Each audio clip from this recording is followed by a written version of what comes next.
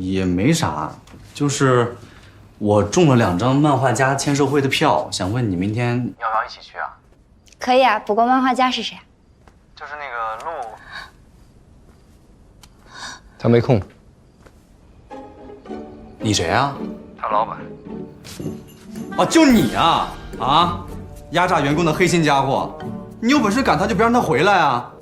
加班到这个时候就算了，你还接他私人电话，你信不信我去劳动局投诉你？喂，喂，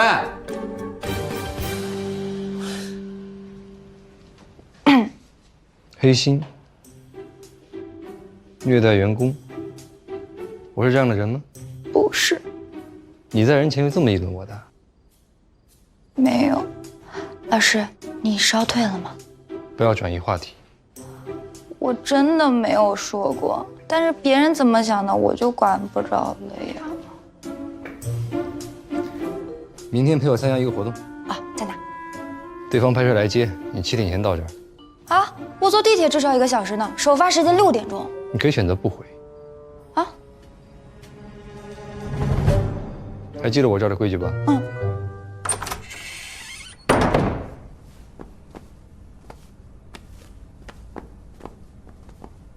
明早6点前不准踏入这个房间。可是我……你已经犯了一条了，自己好自为之。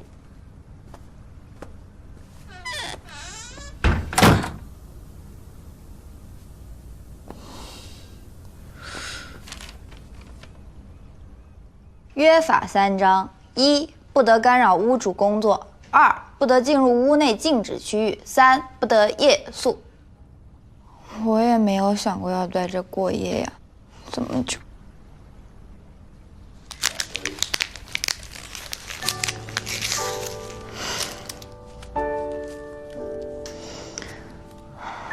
过来看个人，直接被关，这是什么展开？我得赶紧给思琪打个电话。